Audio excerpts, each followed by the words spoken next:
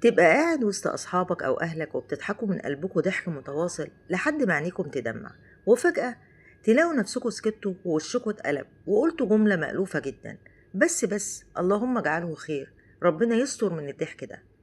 عمرك سألت نفسك ليه أول ما بنعيش لحظة حلوة أو بيجيلنا خبر يفرحنا، بدل ما نستمتع باللحظة ونطير من الفرحة بيجيلنا انقباض في صدرنا وبنخاف وبنترعب إن في مصيبة هتحصل بعد الضحك ده؟ هل إحنا شعب نكدي بالوراثة وبنعشق الحزن، ولا ده اضطراب نفسي حقيقي وعقدة متأصلة جوه عقولنا بتمنعنا نعيش مبسوطين؟ في الفيديو ده في علم نفس الحياة هنفك سوا سيكولوجية الخوف من السعادة، وهنعرف ليه عقلنا الباطن بيربط الفرحة بالنكد، وإزاي نكسر العقدة دي علشان نعيش من غير رعب من بكرة.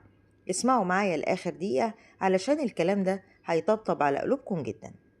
الحالة اللي بنمر بيها دي مش مجرد كلمة بنقولها وخلاص، ده اضطراب نفسي حقيقي ومعترف بيه عالميا، اسمه فوبيا السعادة. والشخص اللي عنده العقدة دي مش بيكره الفرحة، هو بيموت في الفرحة زيه زي غيره، بس عقله الباطن مقتنع بقانون وهمي ومخيف بيقول: لو فرحت النهاردة هدفع التمن زعل بكرة. طب القانون ده جه منين؟ العقل الباطن للإنسان زي جهاز الكمبيوتر، بيسجل كل حاجة من وإحنا أطفال. لما كنا صغيرين كان ممكن نلعب ونضحك وصوتنا يعلى، وفجأة نتفاجئ بزعيق من الأهل أو تحصل مشكلة، فالعقل بيربط فورا ضحك وصوت عالي بيساوي عقاب ونكد.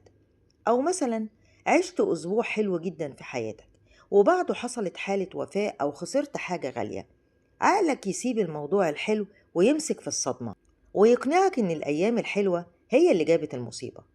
مع التكرار بيحصل عندك حاجة اسمها الشرط النفسي، وبقيت تخاف تفرح علشان ما تتوجعش. والمصيبة إن الموضوع مش بس طفولة، ده موروث شعبي وثقافة كاملة اتربينا عليها، زي الأمثال الشعبية المحبطة والدراما والأفلام اللي تعودنا دايما إن البطل والبطلة أول ما بيفرحوا ويتجوزوا في الحلقة 28 لازم الحلقة 30 البطل يجراله حاجة أو تحصل كارثة.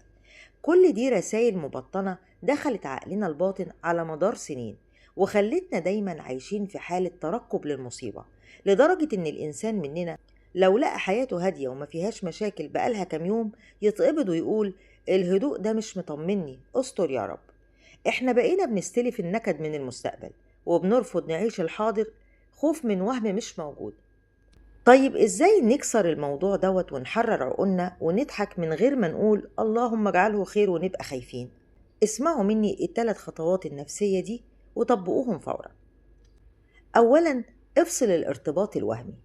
قول لعقلك الباطن بصوت واضح: الضحك مش سبب المصايب، والمصايب ملهاش مواعيد وما بتجيش علشان انا فرحت. ربنا سبحانه وتعالى اللي بيدبر كل شيء في الدنيا، وربنا كريم ورحيم، مش مستنينا نفرح علشان يعاقبنا. الفرح رزق، واقبل الرزق من غير خوف. تاني حاجة، عيش اللحظة. لما تضحك من قلبك وتجيلك فكرة ربنا يستر، امسك الفكرة دي وتردها فورا، كمل ضحكتك، عيش اللحظة بكامل مشاعرك، وما تسمحش الفكرة غبية تسرق منك دقيقة فرحة انت مستحقها. تالت حاجة، غير الجملة الموروثة، بدل ما تقول اللهم اجعله خير بنبرة رعب وخوف، قول الحمد لله على نعمة الفرحة، يا رب ديمها علينا. غير طاقة الخوف لطاقة امتنان وشكر، لأننا كلنا عارفين إن ربنا سبحانه وتعالى قال: لئن شكرتم لأزيدنكم. في النهاية، اللحظة اللي بتعدي وانت خايف تفرح فيها مش بترجع تاني. اضحكوا من قلبكم واستمتعوا بكل تفصيلة حلوة، وسيبوا بكرة للي خلق بكرة. الفيديو ده لو لمس قلبكم وطمنكم، ادعموا القناة باللايك والاشتراك علشان نكبر سوا، وقولولي في التعليقات بكل صراحة مين هنا دايما بيقول اللهم اجعله خير بعد ما بيضحك. أشوفكم الفيديو الجاي بكل خير. سلام.